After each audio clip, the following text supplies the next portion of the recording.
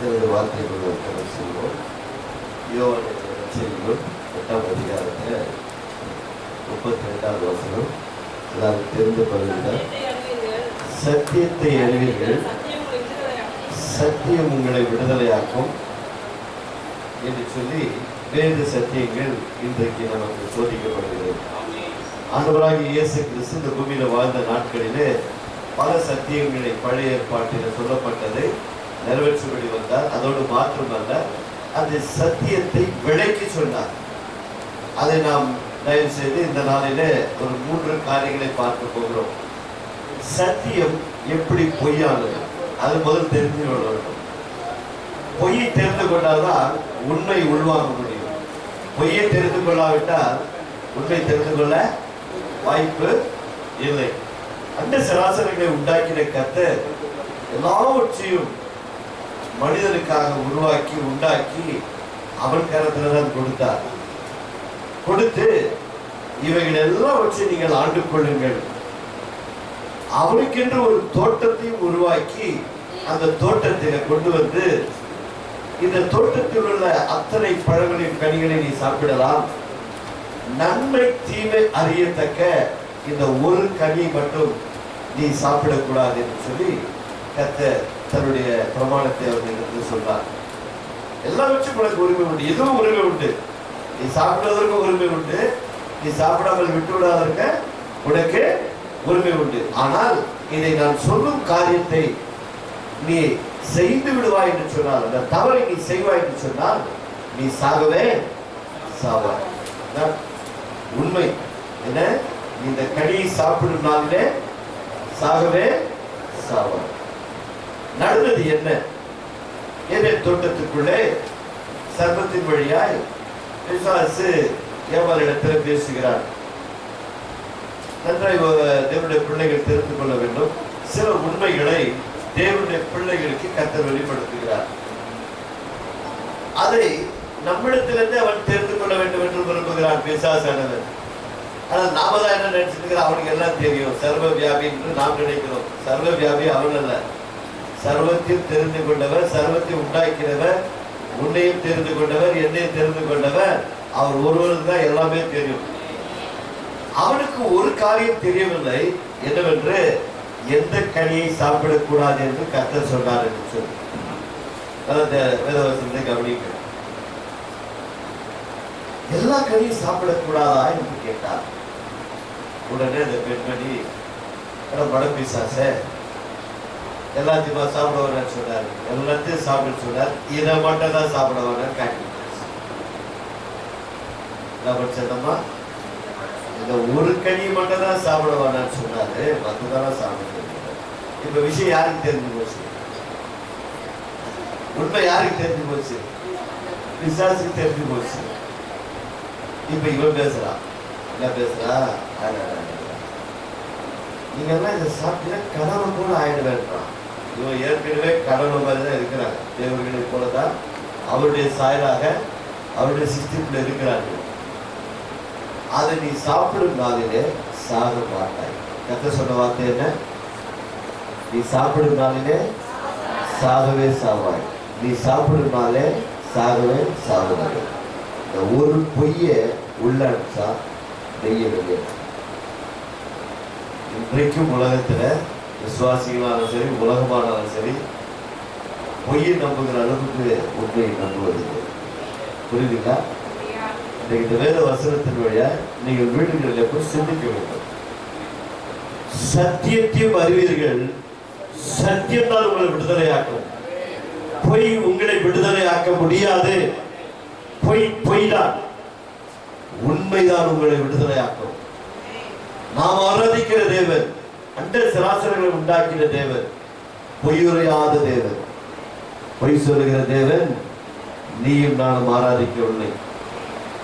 அதனால் அந்த தேவனை ஆராதிக்கிற தேவனுடைய பிள்ளைகளே, இந்த இடத்துல நம்பிக்கையோடு கூட விசுவாசத்தோடு கூட பல வேலைகளை விட்டுவிட்டு இந்த மாலை வேளையில நம்பிக்கையோடு கூட வந்திருக்கிற நமக்கு இது நடக்குமா, இது நடக்காதா அப்படின்னு தீர்மானம் எடுத்தீனாக்கா, நடக்காதா தீர்மானம் எடுத்தா நடக்காது, நடக்கும் தீர்மானம் எடுத்தா நடக்கும். இப்போ ஐயா வந்து காலையில் வந்து சொன்னாரு, மாலை சரியாக 6:30 மணி அளவில் கூட்டங்கள் இருக்கிறது, யாவரும் பங்கு பெற வேண்டும் என்று உங்களை அன்போடு கூட அழைக்கிறோம். எத்தனை பேர் ஐயா சொன்ன வார்த்தையை 6:30 மணிக்கு நான் சபைக்கு போக தீர்மானம் எடுத்துக்கணும். நீ இங்க உட்காந்து என்ன தீர்மானம் பண்ணி அந்த டைம் தான் நீ வந்திருக்கிற. புரியுதுங்களா? எங்க தப்பு பண்றோன்னு புரியுதுங்களா? ஐயா இங்க சொல்லும் போது வாட்ஸ்அப்ல அனுப்பும் போது 6:30 மணிக்கு ஆராதனை இருக்கிறது, யாவரும் அன்போடு கூட அழைக்கிறோம், வாருங்கள். உட்கார்ந்த இடத்துல இப்ப நான் சொல்லும் போதே தீர்மானம் பண்ணிட்டீங்க, நான் 7:45 உள்ள வருவேன். 6:30 மணிக்கு ஒரு நேரம் இருந்தா கூட வரவே மாட்டேன். ஏன்னா இங்க என்ன பண்ணிட்டேன், தீர்மானம் பண்ணியாச்சு. ஞாயிற்றுக்கிழமை ஆராதனை 8 மணிக்கு சரியாக ஆராதனை ஆரம்பிக்கிறது. முடிப்பது 9 மணிக்கு போகலாம். செய்தி கேட்டு என்ன பண்ண திரும்பின, எவனை தொழுது கொள்ளவே தெரியல, செய்தி கேட்டு என்ன மனம் திரும்பின. புரியுதுங்களா? அப்ப தவறு எங்கெங்கெல்லாம் நடக்குதுன்னு நான் சில காரியங்களை விலைக்கு சொல்லுகிறேன், என்னுடைய அனுபவத்தை சொல்லுகிறேன். உங்களுடைய சபையில எல்லாம் வந்தா 7:30 யார் ஒர்க்க வராத போட்டு அல்லேலூயா ஸ்டார்ட் ஆயிடும். நம்ம சபைக்காரெல்லாம் தெரிஞ்சு வச்சுக்குவாங்க, இவர் 7:30 மணிக்கு ஸ்டார்ட் பண்ணிடுவார், 9:45 முடிச்சுடுவார். அதனால ஒழுங்கா போயிடலாம் அப்படின்னு சொல்லிட்டு நேரத்தோடு வந்துடுவாங்க. ஒரு 4 வாரம் கஷ்டமா இருக்கும், பழகி பாருங்க. சரியான நேரத்தில் வந்து ஆறாங்க பங்கு பெறுவதுனா அந்த பரிபூர்ணத்தை நாம் பெற்றுக்கொள்வோம். சத்தியத்தையும் அறிவீர்கள், சத்தியம் உங்களை விடுதலையாகும். பொய்யை உண்மையை வெளியேற்றினால் பொய்யை உள்ளடக்கினான். அதனால் இன்றைக்கு சொல்லப்படுகிற வேத சத்தியம் கிறிஸ்து அல்லாதவர்கள் கூட தெரிந்து வைத்திருக்கிற சத்தியத்தை கூட நாம் தெரிந்து கொள்ள வேண்டும். தெரியுங்க அவங்களுக்கு தெரிஞ்ச விஷயம், அவங்களுக்கு சத்தியம் தெரிஞ்சிருக்கிற அளவுக்கு கூட நமக்கு தெரியும். அவங்க அறியாமல் ஆராதிக்கிறாங்க. ஆனால் அவர்களுக்கு இந்த தேவனை பற்றி நன்றாக இருந்திருக்கு. அதெல்லாம் காட்ட போறேன். மத்திய 11ஆம் அதிகாரத்துல அந்த சம்பவத்தை நான் அப்படி சொல்லிட்டே போறேன். சொல்லப்பட்ட வசனத்தை மட்டும் வாசிங்க. 22வது வசனத்தை மட்டும் முதல் வாசிங்க. மத்தேயு அப்பொழுது கானானிய ஸ்திரீ ஒருத்தி அவரிடத்தில் வந்து, ஆண்டவரே, தாவீதின் குமாரனே, எனக்கு இரங்கும், என் மகள் பிசாசினால் கொடிய வேதனைப்படுகிறார் என்று சொல்லி ஆண்டவரை கூப்பிடுகிறார். இவர் யாரு? யூத பெண்மணி அல்ல, புரையாதி பெண், கானானிய பெண். ஆனால் இவளுக்கு ஏதோ ஒரு விஷயத்துல இவளுக்கு இந்த ஆண்டவரை பற்றி நன்றாய் தெரிந்திருக்கிறது. ஆனால் இப்பொழுது வந்து ஆண்டவரை பார்த்து கூப்பிடுகிறார். என் மகளை ஒரு பிசாசு பிடித்து மிக வேதனைப்படுத்துகிறது, நீர் என் மகளுக்கு சுகத்தை கொடுக்க வேண்டும் என்று விரும்புகிறார். அங்க நடக்கிற சில சம்பவங்களை இயேசு சொல்லுகிற வார்த்தையும் மற்ற சீடர்கள் அந்த மகளுக்காக பரிந்து பேசுகிறது பார்க்கும்போது இப்படியெல்லாம் கூட ஆண்டவர் பேசுவாரா என்று சொல்லி நாம் நினைக்கலாம். அது உண்மை அல்ல. அங்க என்ன சொல்லப்படுகிறது, நல்ல உணவை நாய்க்குட்டிகளுக்கு கொடுக்க முடியாது, நாய்கள் போடுறதெல்லாம் உங்களுக்கு கொடுக்கும். அப்ப யூதர்கள் மத்தியில் ஒரு எண்ணம் இருந்தது. என்னன்னு சொன்னா, நாங்க தான் கடவுளுடைய மக்கள். மற்ற புறஜாதியெல்லாம் பார்த்தா அவங்களை இப்படிங்களும் நம்ம புறஜாதியில நம்ம புறதேசம் வாழ்றோம் இல்லையா, நம்மளை யூதர் எப்படி பார்த்தாங்கன்னா நாய்கள் அப்படி பார்க்குவோம், எப்படி பார்க்குவோம், அப்படின்னு பார்க்குவாங்க. ஏன்னா யூதர்கள் மட்டும்தான் இஸ்ரவேல் மக்கள், ஆபிரகாம் சந்ததி, நாங்கள் மட்டும்தான் கடவுளுடைய பிள்ளைகள், இவங்கெல்லாம் நரகத்துக்கு வெறும் இவங்கெல்லாம் நாய்கள் அப்படி. அப்போ அதே வார்த்தையை இங்க ஏன் உபயோகிக்கிறார் கர்த்தர், நம்ம நல்லா கவனிக்கணும். பார்த்து நாய்ன்னு சொன்னா எங்களோட சர்ச்சு நம்மளை பார்த்து இங்க நம்ம எவ்வளவு ஆண்டவர் ஆராதிக்கிறான்னு பாஸ் என்ன சொல்லுகிறார், நம்மளை பார்த்து நாய்க்கு சொல்லுகிறார், நாய்கள் கொடுக்குறதா உங்களுக்கு கொடுக்க முடியாதுன்னு சொல்லிட்டு அன்னையோட காணாத போயிருக்கோம். இங்கு நான் விஷயத்தை சொல்லுகிறேன், நன்றாக கவனிங்க, வீடுகளை போய் சிந்திங்க. இங்கு அந்த உலக பிரகாரம் நடக்கிற மக்கள் மத்தியில என்ன வார்த்தை இருந்ததோ அதை அப்படியே கர்த்தர் உபயோகப்படுத்துகிறார். காரணம் என்னவென்று சொன்னால், இந்த யூதர்கள் மனம் திரும்ப வேண்டும் என்று சொல்லி இந்த பெண்மணிக்குள்ள இருக்கிற விசுவாசத்தை வெளியே கொண்டு வருகிறார். நான் படிக்கும்போது ஆரம்பத்தில் இப்படிதான் இருந்துச்சு, என்ன ஆண்டவர் நாயகி இதெல்லாம் பேசுறேன் அப்படின்னு சொல்லி ரொம்ப வருத்தப்பட்டேன். அப்போ ஒரு முறை உட்கார்ந்து தியானிக்கும் போது அந்த யூதர்கள் மத்தியில இப்படிப்பட்ட ஒரு பழக்கம் வருது. மற்றவர்களை பார்க்கும்போது, பிறஜாதிகளை பார்க்கும்போது அவர்கள் யாரும் என்ன பண்ண மாட்டாங்களா, இவங்களாம் கடவுளுடைய மக்களே இல்லை, இன்றைக்கு யூதர்கள் அப்படிதான் நினைப்பார்கள். ஆனால் இங்கு சொல்லப்பட்ட உடனே 26, 27 வாசிதான் 26 பிள்ளைகளின் அப்பத்தை எடுத்து நாய்க்குட்டிகளுக்கு போடுகிறது நல்லதல்ல, அதற்கு அவள் நல்லா கவனிங்க, அதற்கு அவள் உண்மைதான் ஆண்டவரே, ஆகிலும் நாய்க்குட்டிகள் தன் எஜமானியுடைய மேடையிலிருந்து விழும் துண்டுகளை அந்த நாய்க்குட்டிகள் என்ன பண்ணுமா, சாப்பிடுமா. ஐயா, நீங்க தேவனுடைய மக்கள் தான், இஸ்ரவேல் மக்கள் தான், யூதர்கள் தான், உண்மைதான், நீங்க தான் கடவுள் மக்கள். ஆனா உங்ககிட்ட ஒரு துண்டு கீழே போட்டா இந்த நாய் சாப்பிட்றதா, அது துண்டை மட்டும் போடுன்னு கேட்கறாங்க அந்த அம்மா. அவர் விசுவாசத்தை, அந்த அம்மா கிட்ட விசுவாசத்தை வெளியே கொண்டு வருகிறார். ஏன்னா அந்த யூதர்கள் வெட்கப்படணும்னு சொல்லிதான், வேற ஒண்ணு இல்லை. அந்த அம்மா வெட்கப்படணும் நம்ம பேசுறாண்டு. யூதர்கள் இஸ்ரவேல் மக்கள் இவரை விசுவாசிக்காதனால ஒரு கானானிய பெண்மணி, தேவனை அறியாத ஒரு பெண், மெய் தேவனை அறியாத ஒரு பெண், இங்க அவருடைய விசுவாசத்தை கர்த்தர் வெளியே கொண்டு வர வாசிக்க மாட்டார். மெய்தான் ஆண்டவரே, இயேசு அந்த மகளுக்கு பிரதியுத்தரமாக, ஸ்திரீயே உன் விசுவாசம் ஆண்டவருக்கு நன்றி சொல்லுவோம். இதுதான் நான் புரிஞ்சுக்கிட்டேன். மகளே, உன் விசுவாசம் ரொம்ப பெரியது.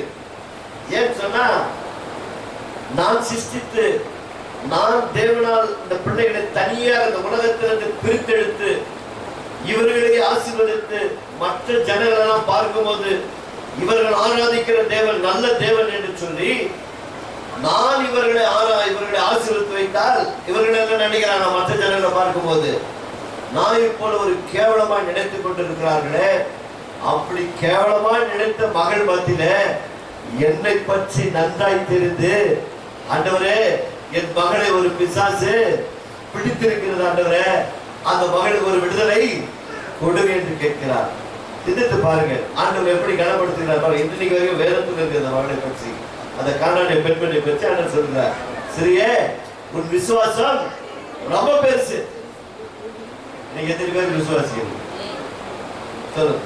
இப்ப நான் வந்த வீட்டுல இருந்து வந்தேன், ஒரு இடுப்பேலோடு வந்தேன், ஆராதனை முடிஞ்சது. சிஸ்டர் எப்படி கேட்குங்க, ஐயோ ஏன் கேட்குற சிஸ்டர், இடுப்பு வலி போகவே மாட்டேன். அது ஒரு முதல் மாடியா அந்த பாசத்தை கட்டி வச்சுக்கிறாரா, ஏறத்துக்கு முடியும். ஏதோ இடுப்பு வலி போவோம், நல்ல செய்தி கேட்டேன், இடுப்பு வலி போகுமா போகுமா, எங்க போவோம், போகவே போகாது. இந்த செய்தியை கேட்ட உடனே நான் இப்ப போகும்போது நான் நல்லா இறங்கி போறேன், விசுவாசமா நல்லா கடகடன்னு இறங்கி போயிடுவேன். விசுவாசம் விசுவாசம் வேற ஒன்றே இல்லை.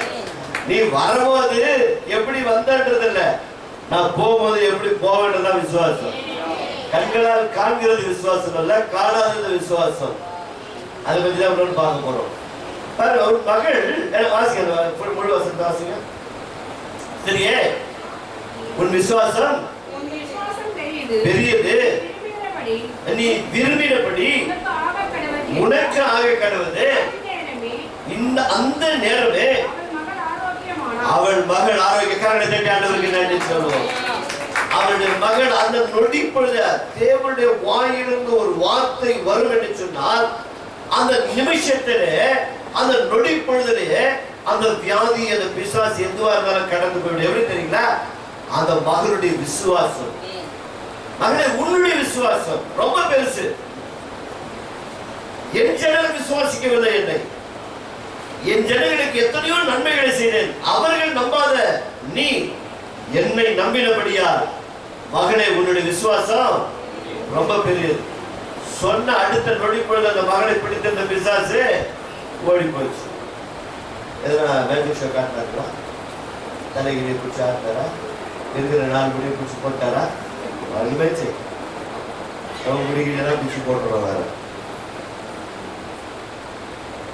ஏன்னா நம்ம ஜபத்து ஆயத்தமா வர்றதில்ல.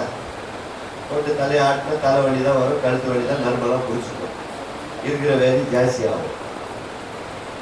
மகளே, உன் விசுவாசம் அவ்வளவுதான் போயிடுச்சு.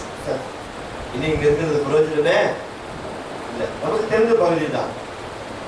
மார்க் 5ஆம் அதிகாரத்துல 25 34 வரைக்கும் படிச்சு பாருங்க. ஒரு பெண்மணி, தெரிஞ்ச விஷயம் தாங்க, சகோதரினா நிறைய பேர் வருவாங்கன்னு காலேஜே தெரியல சொல்லிட்டாரு. அதனால இந்த பகுதியில் எடுத்தோம். 12 வருஷமா பாடுள்ள பெண்மணி, வசனம் சொல்லுகிறது, தன்னிடத்தில் இருந்த எவ்வளவு பொருள் இருந்துச்சு தெரியல நமக்கு பாவம், தன்னிடத்தில் இருந்த எல்லாவற்றையும் செலவழித்தும் சற்றாகிலும் குணம் பெறவில்லையா? எவ்வளவு நாளா? எவ்வளவு நாள்? ஒரு நாளா? ஒரு மாசமா? 2 மாசமா? எவ்வளவு வருஷம்? 12 வருஷம். அந்த அம்மா கூப்பிட்டு கேட்டாதான் தெரியும் அந்த அம்மா பட்ட பாடு. வாழணும்னு ஆசைப்படுறாங்க. அந்த அம்மா வாழ முடியவில்லை, சமுதாயத்துல எழுந்து நடக்க முடியவில்லை. 12 வருடங்களா எத்தனையோ பிரயாசப்பட்டார்கள். எத்தனை பெரிய பெரிய மருத்துவர்கள் எல்லாம் அவள் போய் அணியிருக்கிறாள். தனக்கு இருந்த எல்லாவற்றையும் மருத்துவத்தையே செலவு பண்ணிக்கிறாங்க. பாருங்க அந்த அம்மா. அது வீட்டில் போய் படிச்சு பாருங்க. மார்க் 5ஆம் அதிகாரம் 25 34 வரைக்கும். ஆனால் அந்த பெண்மணி சொல்ல வசனவாசி, ஆனால் அந்த பெண்மணி ஒன்றை குறித்து கேள்விப்படுகிறார். இவ்வளவுதான் கேள்விப்பட்டது, இருக்கிறத தான்கிட்ட இருந்ததெல்லாம் செலவு பண்றது கேள்விப்பட்டார். இப்போ ஒன்று கேள்விப்படுகிறார். என்ன கேள்விப்படுகிறார்? இப்போ வாசி. அப்பொழுது 12 வருஷமாய் பாடுள்ள ஒரு பெண்மணி அநேக வைத்தியர்களால் மிகவும் வருத்தப்பட்டு தனக்கு உண்டானகளை எல்லாவற்றையும் சற்றாயில குணம் பண்ணலையா? அப்படி என்ன மாதிரி இன்ஜெக்ஷன் போட்டுட்டா, என்ன மாதிரி மருந்து கொடுத்துட்டா குணமா இருக்காது? பாருங்க, யோசிச்சு பாருங்க, என்ன மாதிரி அது வியாதியா இருக்கும். அதிகமாய் வருத்தப்பட்டு கொண்டிருக்கிற வேளையில இயேசுவை குறித்து கேள்விப்பட்டு, போதும் அங்கே யாரை குறித்து கேள்விப்பட்டாங்களா? என்ன நான் எப்படிங்கிறேன், அது போய் ரொம்ப கஷ்டமா இருக்குது. எல்லாம் பிரயத்துக்கு போயிட்டு வர ஒன்றும் நடக்கவே மாட்டேங்குது. அவரும் பாவம் பாசிங்கெல்லாம் ஜோகம் பண்றாரு, ஒன்றும் வேலை குணமான மாதிரி. போக்கா, என்னத்த கோயிலுக்கு போகிறது, என்னத்த சர்ச்சுக்கு போய் என்ன பிரயோஜனம், போக்கா எவ்வளோ உபவாசத்தான் இருக்குது அப்படின்னு அப்படியே சலிச்சுக்கிறோம். சரி, உங்ககிட்ட ஒரு வியாதிசரை அனுப்பிச்சு வச்சார், நீ நல்லா இருக்கிற ஒரு வியாதிசரை அனுப்பிச்சு வச்சுக்கிறார். நீ எப்படி சொல்றதுதான் இருக்குது. நான் அந்த சர்ச்சுக்கு போனேன், அல்லது வேத வசனத்தை வாசிச்சேன், இல்லை எனக்கு இப்படிப்பட்ட ஒரு வியாதி இருந்துச்சு, கர்த்தர் எனக்கு என்ன பண்ணாரு, சுகத்தை கொடுத்தார், அவரை நம்பி பாருங்க. அந்த அம்மாவுக்கு கொஞ்சமாவது விசுவாசம் வரும். அந்த அம்மா உன்ன வந்து கேட்டா நீங்க என்ன சொல்றீங்க, எனக்கே போகல, முடிய இடுபொலி போக போகுது, எனக்கு வீட்டுல பிள்ளைங்க தலை நோய் தாங்க முடியல, இன்னும் போகவே.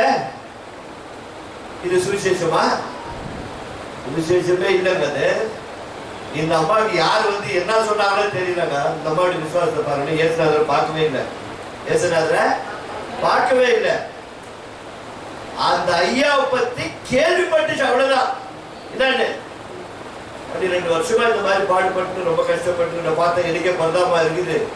எங்க குடும்பத்தை விட நான் கூட போய் அற்புதத்தை பெற்றுக்கொண்டு ஒரு வாட்டி போய் ட்ரை தான் பண்ணி பாரு. என்ன சொல்லுச்சு எனக்கு தெரியல, நாங்க எழுதப்படல. இயேசுவை குறித்து கேள்விப்பட்டார். நீங்க வாழ்கிற பகுதியில், உங்க வீட்டுல, நீங்க இருக்கிற இடத்துல, நீங்க எத்தனை பேர் இயேசு வச்சு எத்தனை பேர் கேள்விப்பட்டு இருக்கிறாங்க, எத்தனை பேர் ஆண்டவர்கிட்ட வந்திருக்கிறாங்க, கொஞ்சம் சிந்திச்சு பாருங்க. நம்முடைய வாழ்க்கையில எனக்கு நடந்ததை என் மனப்பூர்வமாய் மற்றவர்களுக்கு சொல்ல நான் பிரயாசப்படுகிறேனா?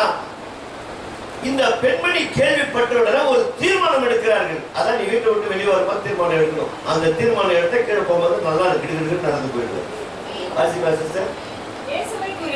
இயேசுவை குறித்து கேள்விப்பட்டு நான் அவருடைய வஸ்திரத்தை ஆகிலும் சொஸ்தமாவேன் என்று சொல்லி ஜனக்கூட்டத்திற்குள்ளே அவருக்கு பின்னாக வந்து அவருடைய வஸ்திரத்தை தொட்டால் உடனே அவருடைய சரீரத்தில் காணப்படுகிற அந்த பலவீனங்கள் எல்லாம் நின்று கரங்களை அவருக்கு நன்றி சொல்லுவோம்.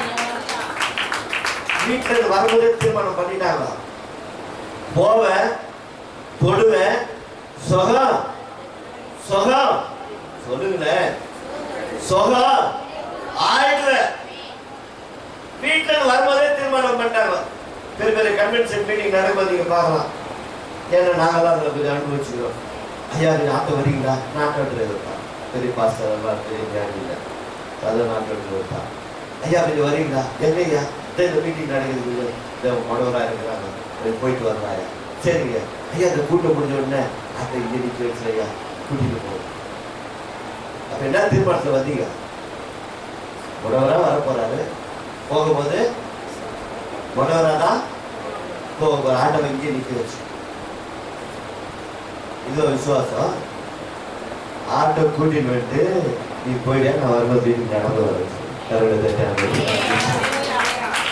விசுவாசத்தை சாதாரண இல்லைங்க, சத்தியத்தை அறிவீர்கள், சத்தியம் உங்களை விடுதலையாக்கி அனுப்பணும்.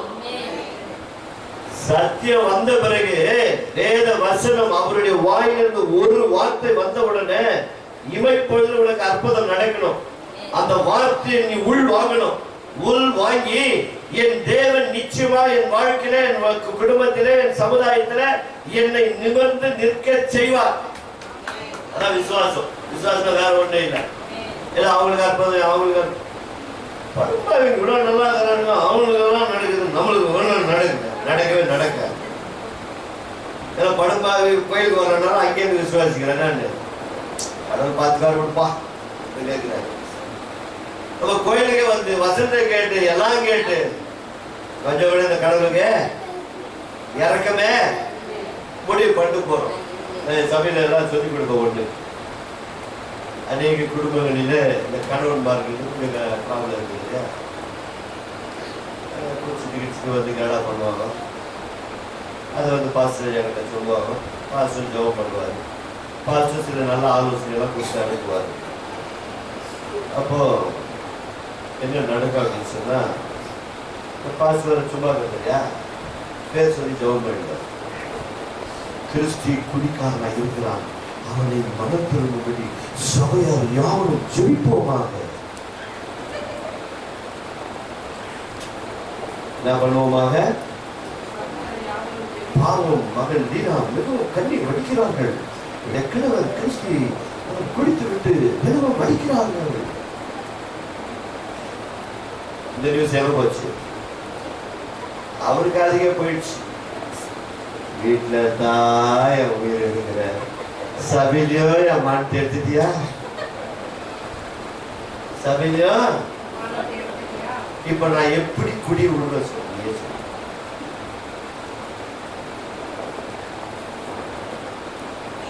இன்னொரு வித்தியாசம்,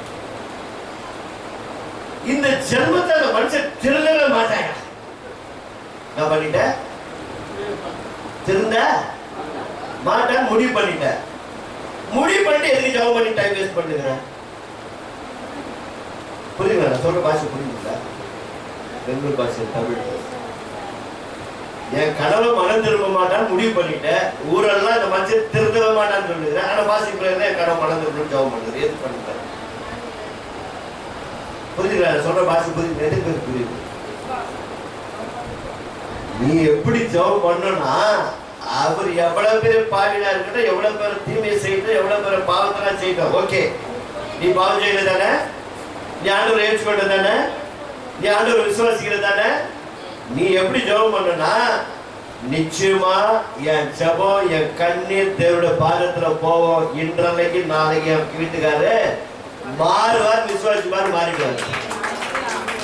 இந்த ரோட்ல இந்த குடிகார கேஸ் பேசி, இந்த கேஸ் குடிச்சிட்டு ரோட்ல விழுந்த கேஸ், இதெல்லாம் தேராதுன்னு சொன்ன கேஸ். இந்த கேஸை 30 வருஷமா எடுத்து பயன்படுத்திருக்கிறேன். இன்னைக்கு ஆண்டு வட்டி ஊழியம் பண்ணிருக்கிறேன். ஏன் சொல்ல வரேன்னா, விளையாட்டு இல்லாத சீரியஸ் சொல்லிட்டு இருக்கிறேன். நீ தீர்மானம் எடுத்துட்டு எதுக்கு நேரத்தை வேஸ்ட் பண்ற? சத்தியத்தை அறிகிறீர்கள் சொன்னால் என் கணவன் நிச்சயமாய் மனம் திரும்புவார். நான் போற இடத்துல சகோதரிகள் சொல்ற ஒரே ஒரு சின்ன ஆலோசனை, 1 பேதுரு 3 1ஆவது வசனம் நீங்க ஃபாலோ பண்ண 2ஆவது வசனம் நிறைவேறிடும். 1ஆவது வசனத்தை ஃபாலோ பண்ணீங்கன்னா 2ஆவது வசனம் நிச்சயமா நிறைவேறும். 1ஆவது வசனம் என்ன சொல்லுது? உன் மனைவிகளே உங்கள் சொந்த புருஷருக்கு கீழ்ப்படுத்துறீங்க.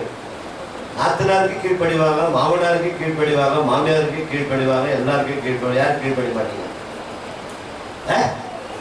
வீட்டுக்காரருக்கு கீழ்ப்படிவே அங்கே ஃபர்ஸ்ட் அவுட். 2வது பயபக்தியோடு விட. 3வது கற்புள்ள நடத்தை. இதை 3ஐயும் யார் பார்க்கறாங்கன்னாக்கா வேத வசனத்தை ஏற்றுக்கொண்டு உங்ககிட்ட பார்க்கறாரு. யாரு? மனம் திரும்பாத கணவர்.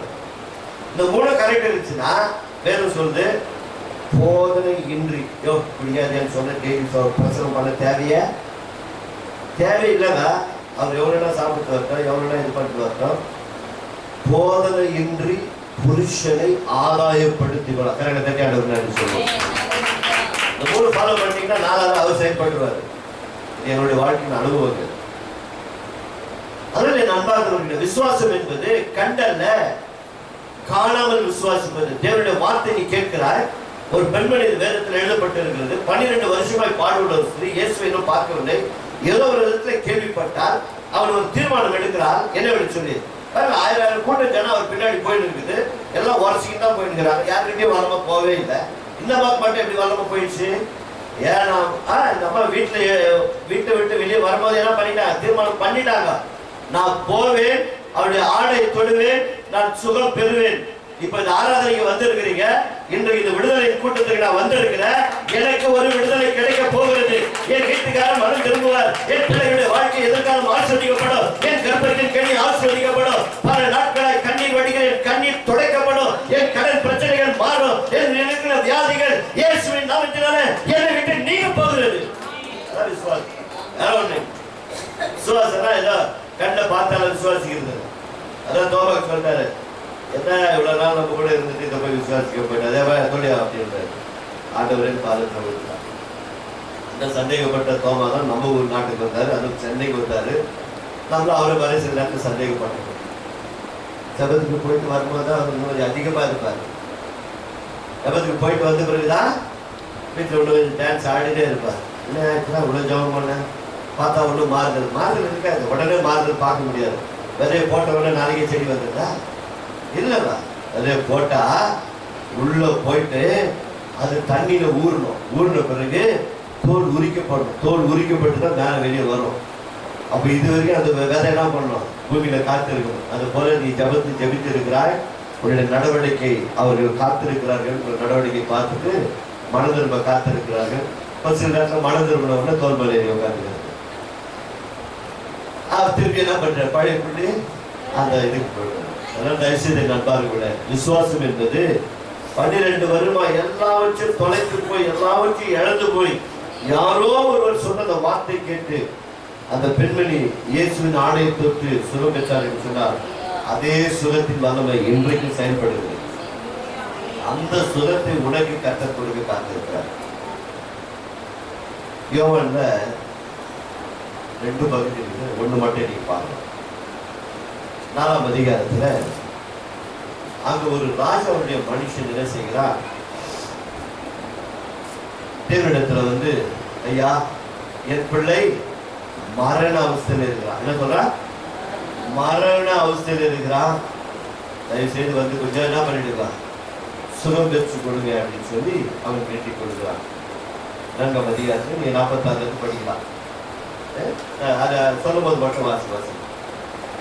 அப்போ அப்படின்னு சொன்னார், இல்லைப்பா நீங்கள் வெறும் அற்புதத்தை பார்க்குறதுனால நம்மகிட்ட வரீங்க, சும்மா டைம் வேஸ்ட் பண்ணாதீங்க அப்படின்னு சொல்லி அவர் சொன்னார். ஏன்னா அவன் விசுவாசத்துக்கு வெளியே கொண்டு வரணும். இதெல்லாம் நீங்கள் படிக்கும் போது தப்பாக புரிஞ்சு கொள்ளக்கூடாது. ஏன் அதை சொல்கிறாரு? நீங்கள் வெறும் அற்புதத்தை பார்க்குறதுனால தான் வந்துக்கிறீங்க, உன் பிள்ளை சுகம் பெறணும் அப்படின்னு சொல்கிறார். இவன் என்ன பண்ணிக்கணும்? உடனே கோச்சிக்கிறேன். ஆமாம் அற்புதத்தை கேட்க வந்தேன், எதுவும் நீ செய்யாம அதனால தான் வந்தேன்னு சொல்லியிருந்தோம். சரிதான் ஐயா, என் பிள்ளை மனுஷன் போக போறையா, தயவுசெய்து வாங்க ஐயா அவர் என்ன சொல்ல தெரியுமா? அதுவே சொல்ல, நீ போகலாம், உன் பிள்ளை சுகமா இருக்கிறது. எப்ப சொன்னாரு? சொல்லுவாங்க, நீ போகலாம், உன் பிள்ளை பிழைத்துக் கொண்டான். 50வது வசனம் வாசி சகோதரி. 4:50. இயேசு அவனை நோக்கி நீ போகலாம். அவ்வளவுதான் வார்த்தைனா, வார்த்தைனா நீ போகலாம், உன் குமாரன் பிழைத்துக் கொண்டான். வாசி. இயேசு அவனை நோக்கி நீ போகலாம், உன் குமாரன் பிழைத்திருக்கிறான் என்றார். அந்த மனுஷன் இயேசு சொன்ன வார்த்தையை நம்பி போனான். இப்ப இங்க வந்து இருக்கிறீங்க விடுதலை கூட்டத்துக்கு. இந்த விடுதலை கூட்டத்துல இந்த வார்த்தையை நம்பி நீ போனா உன் வீட்டுல அற்புதம் நடக்கும். இந்த அற்புதம் கொஞ்சம் டிஃபரெண்டா இருக்கும், சரிங்களா? கொஞ்சம் அப்படியே கீழே வந்தீங்கன்னா இவன் டிராவல் எவ்வளவு நேரம் தெரியுங்களா? 24 மணி நேரம். எவ்வளவு நேரம்? உங்க வீட்டுக்கு போறதுக்கு எவ்வளவு மணி நேரம் வரும்? 24 நிமிஷம் தான் போதும். 24 மணி நேரம் இல்ல, 24 நிமிஷத்துக்குள்ள எல்லாருமே நம்ம வீட்டுக்கு போயிடலாம். இங்க நிமிஷத்துக்கு வந்திருக்கிறோம். இந்த 24 நிமிஷத்துக்குள்ள உங்களுக்கு விசுவாசம் இல்லாம போச்சுன்னா அங்க என்ன நடந்திருக்காது? அங்க என்ன நடந்திருக்காது? அற்புதம் நடந்து இருக்காது. இப்ப பாருங்க, டிராவல் பண்றான். அந்த வார்த்தையை நம்ம வாசிக்க இயேசு அவனை நோக்கி நீ போகலாம், உன் குமாரன் பிழைத்திருக்கிறான் என்றார். அந்த மனுஷன் இயேசு சொன்ன வார்த்தையை நம்பி போனான். அவன் போகையில் அவனுடைய ராஜா மனுஷன் இல்லையா, அவனுக்கு வேலைக்காரர்கள், அவனுடைய வேலைக்காரர்கள் அவன் எதிரே வந்து உம்முடைய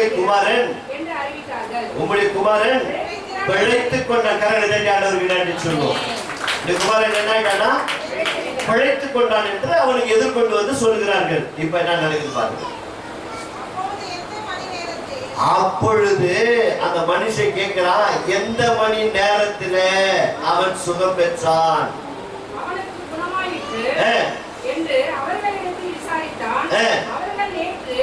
அவர்கள் நேற்று 7 மணி நேரத்துல சுகம் அவனை விட்டு நீங்கி போனது என்று சொன்னார்கள்.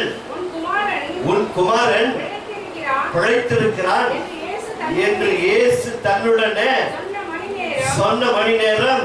அது கரடி சொல்லுவோம். கொஞ்சம் யோசிச்சு பாருங்க. அந்த ராஜாவின் மனுஷன் நடந்து போயிருக்க முடியாது. இன்னைக்கு நம்மளுக்கு வண்டி இருக்குது, ஆட்டோ இருக்குது, ஸ்கூட்டர் இருக்குது, கார் இருக்குது, எல்லாம் இருக்குது. அன்றைக்கு கழுதை, குதிரை இவ்வளவுதான் இருக்குது. ராஜா மனுஷன் நிச்சயமா சின்ன டிராவல வந்திருக்க முடியாது. அட்லீஸ்ட் ஒரு குதிரையாவது வந்திருக்கலாம், இல்லைங்களா? அப்போ இயேசு இங்க இருக்கிறார், அவருடைய பிள்ளை இங்க இருக்கிறார். இயேசு இங்க சொன்ன வார்த்தையை அவர் நம்பி இங்க இருந்து இப்ப டிராவல் பண்றான். எங்க இருந்து 7 மணி கேட்டுட்டு 7 மணிக்கு அந்த வார்த்தையை கேட்டுட்டு டிராவல் பண்ணா எவ்வளவு நேரம் ஆகுது? 24 மணி நேரம். இப்ப வீடு போய் கிட்ட சேர்றான். ஆட்கள் வந்து என்ன பண்றாங்க? ஓடி வந்து சொல்றாங்க, ஐயா உன் பிள்ளை பழிச்சுக்கணாயா அப்படின்னா. எப்ப பழிச்சுக்கணா? ஏன்னா அவனை நான் போட்டு போகும்போது எப்படி இருந்தான்? மரண தருவாயில் இருக்கிறான், கடைசி கட்டத்தில் இருக்கிறான். அவனை நான் போட்டுட்டு யாரை நம்பி போயிருந்தேன்? இயேசு நம்பி நான் போனேன். அவர் கூப்பிட்டேன், அவர் வீட்டுக்கு வரல. ஆனா அங்கேயே எனக்கு என்ன பண்ணிட்டாரு? ஒரு வார்த்தைய சொல்லிட்டாரு. அந்த வார்த்தையை நம்பி நான் வந்திருக்கிறேன். பாருங்க, வழியில எவ்வளவு டிஸ்டர்ப் ஆயிருக்கலாம் அவனுடைய மைண்டு. கழிச்சானா கழிக்குது, செத்து போயிட்டு நான் கடைசி நேரத்தில் விட்டு வந்துட்டேன். இவர் பார்த்தா வெறும் பழிச்சுக்கலான்னு சொல்றாரு. இவர் சொன்ன வார்த்தை நடக்குமோ? ஒரு எல்லளவு கூட அவங்க சந்தேகம் வரலாம். எவ்வளவுனா எல்லளவு கூட அவங்க சந்தேகப்படல. அந்த வார்த்தையை நம்பி அப்படியே வீட்டுக்கு வராம பாருங்க. எதிர்ல வந்தா ஆட்கள் சொல்றாங்க, உன் பிள்ளை படிச்சுக்கிட்டான். எப்ப படிச்சுக்கிட்டான்? நேற்று 7 மணிக்கு அவன் சுரம் அவனை விட்டு அவன் சொல்லுகிறான். இயேசு அங்க சொன்னாருங்க 7 மணிக்கு, அந்த வார்த்தை இங்க சுகமாயிடுச்சு. சங்கீதம் 107:20 சொல்றது சாதாரண வார்த்தை இல்ல. தமது வசனத்தை அனுப்பி அவர்களை குணமாக்குவேன். அங்க சொன்னாருங்க. 24 hours ஒரு மனுஷன் டிராவல் பண்றான். கொஞ்சம் யோசிச்சு பாருங்க. இங்க இருந்து வீட்டுக்கு போறதுக்குள்ளே நம்ம விசுவாசிக்கிறது இல்ல. பிள்ளை ஜுரமா படுத்து வைக்க வந்தாங்க, மகன் இங்க படுத்து நின்று நான் ஜோபம் படுத்து வரேன், நீ நல்லா ஆயிடுவேன்னு சொல்லிட்டு வந்து போகும்போது சந்தேகமா போனா பையன் ஜுரத்துல தான் இருப்பான். ஒருவேளை வீட்டுல யாருன்னா அப்படி இருந்தாங்க, இப்ப விசுவாசி போய் பாரு நினைச்சு உட்காந்து இருப்பாங்க. இல்லையா? எங்கள் வாழ்க்கையின் அனுபவங்கள். அதனால நண்பார்ந்தவர்களே, சாதாரண காரியம் அல்ல. விசுவாசி பிடித்திருந்த புறஜாதி பெண் விசுவாசிக்கிறார், அவருடைய பிள்ளை பிடித்திருந்த பிசாசு போனது. ஒரு பெண்மணி 12 வருஷமாய் பாடுள்ள ஸ்திரீ இயேசு குறித்து கேள்விப்படுகிறார். கூட்டத்தின் மத்தியில ஆயிரம் ஜனங்கள் போய் கொண்டிருக்கிறார்கள். எல்லா நாளும் வருஷம் போய் நிற்கிறாங்க, யாருக்கும் அற்புதம் நடக்கல. ஆனா இந்த ஒரு பெண்மணி விசுவாசத்தோடு கூட போய் தொடுகிறார். தேவனிடத்திலிருந்து வல்லமை புறப்படுகிறது. மூன்றாவது ஒரு மனுஷன் புறப்பட்டு வந்து ஆண்டவரிடத்தில் வேண்டிக் கொள்கிறார் தன் மகனுக்காக. அந்த மகனை கர்த்தர் சொல்லுகிறார், நீ போகலாம், உன் மகன் பிழைத்துக் கொண்டான் என்று சொன்ன அந்த வார்த்தையை அந்த மனுஷன் நம்பி போனதால் என்ன நடந்தது? அங்க அற்புதங்கள் நடந்தது. அதே நண்பார்ந்தவர்கள், நீங்க வருது சாதாரணமா வந்து நம்ம வந்து ஏதோ ஆராதிச்சோம், பாஸ்டர் கோச்சுவார் அப்படின்லாம் வராதிங்க. விசுவாசத்தோடு நம்பி இன்னைக்கு போன ஒரு காரியம் வாழ்க்கையில நான் கேட்கறது, நிச்சயமா என் தேவன் என்ன பண்ணுவாரு? நிச்சயமா கொடுப்பார், விசுவாசிப்பாருங்க. அது நம்முடைய வாழ்க்கையில ஆண்டவர் நிச்சயமா செய்வார். அவரை நம்பணுங்க. ஒருவேளை ஒரு சில நேரங்கள்ல தாமதிக்கலாம், ஆனால் உன்னுடைய விசுவாசம் அதுல பலப்பட வேண்டும் என்று தான் கர்த்தர் காத்திருக்கிறார். உனக்கு அற்புதம் செய்யக்கூடாது என்பது அவருடைய விருப்பம் அல்ல, உனக்கு அற்புதம் செய்ய வேண்டும் என்றுதான் அவருடைய விருப்பம். ஆனால் உங்களுடைய விசுவாசத்தை தட்டி எழுப்புகிறார். ஒருவேளை இத்தனை நாட்கள் எப்படிப்பட்ட உங்களுடைய விசுவாசம் வந்து எனக்கு தெரியாது. சத்தியத்தை அதிகரிக்காது, சத்தியம் உங்களை, இந்த வேத சத்தியம் தான் உங்களை விடுதலையாக்கும். பாருங்க, ஒரு பொய்யை உள்ள அனுப்பிச்சா உலகம் முழுவதும் பாவத்துல மூழ்கி போச்சு. இன்றைக்கு வரைக்கும் பிறகுறான், அத்தனை மனுஷனும் பாவத்துல பிறகுறான். ஆனால் இயேசு கிறிஸ்து என்றைக்கு ஒரு மனுஷன் விசுவாசிக்கிறானோ அவருடைய பாவங்கள் எல்லாவற்றையும் கர்த்தர் கழுவி போடுகிறார். இப்பேற்பட்ட ஒரு பாவியா இருந்த மனுஷனு வேதம் சொல்லுகிற சங்கீதம் 103 வானத்துக்கும் பூமிக்கும் எவ்வளவு தூரம் இருக்கிறதோ, கிழக்குக்கும் மேற்குக்கும் எவ்வளவு தூரம் இருக்கிறதோ அவ்வளவு பாவங்களையும் உன்னுடைய தேவன், என்னுடைய தேவன், இரக்கத்தின் தேவன் கழுவி நம்மை சுத்திகரிக்கிறார். அதனால் அந்த தேவனிடத்தில் நம்ம ஒப்புக்கொடுப்போமா? சத்தியத்தை அறிந்து கொள்ளுங்கள், நிதானமாய் வாசியுங்கள். அங்கு என்ன நடந்திருக்கிறது, ஆவியானவர் என்ன எழுதி வைத்திருக்கிறார், இவர்களுக்கு நடந்த அற்புதம் என் வாழ்க்கையில் நடக்க வேண்டும். ஒருவேளை வீடுகளில குடும்பத்திலே மனம் திரும்பாதவர்கள் இருக்கிறார்களா? நான் சாட்சியாய் வாழ்ந்தால் போதுங்க, என் குடும்பத்தில் இருக்கிறவர் தானே ரட்சிக்கப்பட்டுவார். நான் சாட்சியாய் வாழாமல் எல்லாவற்றிற்கும் எரிச்சல் அடைந்து, எல்லாவற்றிற்கும் கோபப்பட்டு, எல்லாவற்றிற்கும் அவர்கள் மேல் எரிஞ்சு விழுந்து, அப்ப நாம் என்ன வசனத்தை கேட்கிறோம்? இறக்கமும் இல்லை, மன்னிக்கிற இதயமோ இல்லை, ஏற்றுக்கொள்கிற பக்குவமும் இல்லை. எப்படி வீட்டில் இருக்கிறவர்கள் மனதில் வேண்டும் எதிர்பார்க்கிறோம்? நான் ஆண்டவரை ஏற்றுக்கொண்டேன், இவர் தான் தேவனே, ஓகே நல்லது. மீதியான காரியங்கள் அவருக்குள்ள இருந்த சிந்தை, அவருக்குள்ள இருந்த எண்ணங்கள், அவருக்குள்ள இருந்த பார்வை, அவருக்குள்ள இருந்த நல்ல வார்த்தை.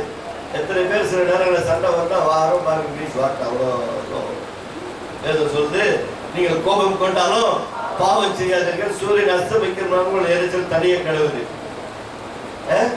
நம்ம 20 வருஷம் ஆனாலும் உள்ள வச்சுட்டே இருக்கிறோம். ஆனால் ஆண்டவர்கிட்ட வந்து என்ன பண்றோம்? பிறருடைய குற்றங்களை மன்னிக்கிறது போது என் குற்றத்தை தேடி போய் சொல்லுங்க. அந்த பொய்யை கேட்டு அவசியமா இருக்கிறார். மன்னிச்சிங்களா பிறருடைய குற்றங்களை?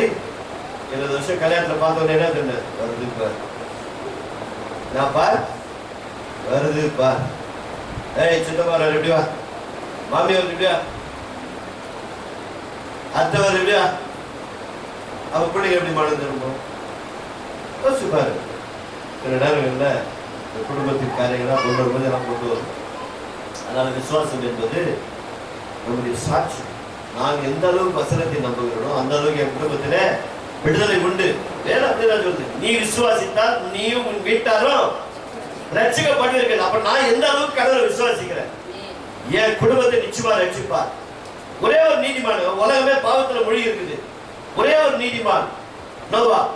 ஒரு மனுஷன் நிமித்தம் நோவாவும் அவன் குடும்பத்தில் அவன் மனைவி, அவன் பிள்ளைகள், மருமக்கள் பேழைக்குள் வந்தார்கள். இயேசுவின் வருகை வருவதற்கு முன்பாக நீயும் நானும் மாத்திரமல்ல, நம்முடைய குடும்பத்தில் இருக்கிற யாவரும் பேழைக்குள் வர வேண்டும். சத்தியத்தை அறியுங்கள், சத்தியம் உங்களை விடுதலையாக கண்களை செலுத்த திருவள்ளுவர் நல்லா தவிர இந்த ராத்திரி வேலைக்காக மக்கள் நடு செலுத்துகிறவையா? இந்த மாலை கூட்டத்தில் வந்து கேட்ட இந்த வேத சத்தியங்களை ஆண்டவரை கேட்டுக்கொண்டது அருமை சகோதரிகளை, அன்பு சகோதரர்களை கரத்தில் ஒப்புகிறோம். எங்களுடைய வாழ்க்கையில் எத்தனையோ அற்புதங்களை செய்திருக்கிறாண்டவரே, எத்தனையோ அதிசயங்களை செய்திருக்கிறாண்டவரே.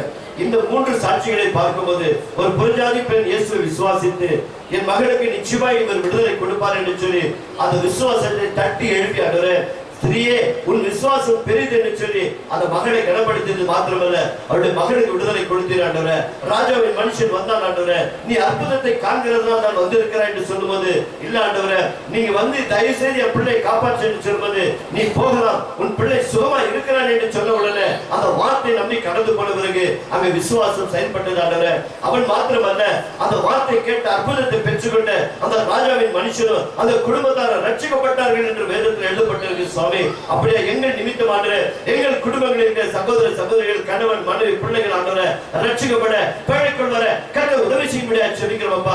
12 வருஷமாய் பாடுள்ள ஒரு பெண்மணி அப்பாவை குறித்து கேள்விப்பட்ட பொழுது உங்களுடைய ஆணை தொட்டால் நான் சுகமாவேன் என்று சொல்லி வாஞ்சோடு விட விசுவாசத்தோடு வந்த மகளுக்கு அற்புதத்தை உங்களுடைய வல்லமை புறப்பட்டது சுவாமி.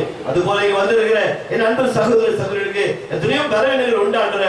குடும்பத்தில் அநேக கஷ்டங்கள், கண்ணீரினால பல வேலைகள் இருக்கிறபடியா அநேக பலவீனங்கள் உண்டு சுவாமி. அவைகள் எல்லாவற்றும் இன்று கேட்கப்பட்ட வேத சத்தியத்தின்படி நசரேயனாகிய இயேசுவின் நாமத்தினாலே உடல் சரீரத்தில் காணப்படுகிற பலவீனங்கள் எல்லாம் உடலை விட்டு நீங்கும்படியாக ஜெபிக்கிறோம். பிசாசின் கட்டுகள் விடுதலையாக்கும்படியாக ஜெபிக்கிறோம். மாந்திரீக கட்டில் நம்முடைய பிள்ளைகளை விடுதலையாக்கும்படியாக ஜெபிக்கிறோம் அப்பா. கர்த்தர் நீங்கள் அப்படியே செய்கிறவைக்காய் நன்றி. உங்களுடைய பிள்ளைகளுக்கு விரோதமாக எழுப்புகிற ஆயுதங்கள் ஒன்றும் வாய்க்காமல் போகட்டும். கர்த்தர் நீங்கள் அப்படியே செய்கிறவைக்காய் நன்றி. வாழ வைக்க வந்த தேவன் ஆண்டவரே, நானோ உங்களை வாழ வைக்க வந்தேன், என் ஜீவனை கொடுக்க வந்தேன் என்று சொன்னேன். அந்த ஜீவனை கொடுத்திருக்கிற தேவன் ஒருவரும் பலவீனத்தில, ஒருவரும் கெட்டு போய், ஒருவரும் உடைய நாமத்தை தூஷிக்காதபடி ஒவ்வொரு பிள்ளைகளுடைய குடும்பங்களின் தரித்திரங்கள், கண்ணீர்கள், வேதனைகள் நீக்கப்பட்டு சமாதானம், சந்தோஷம், மகிழ்ச்சி உண்டாகும்படி அன்பின் கரங்களை ஒப்புகிறோம். மகிமை நீர் எடுத்துக்கொள்ளும், ஆசீர்வாதத்தால் நிரப்பும்.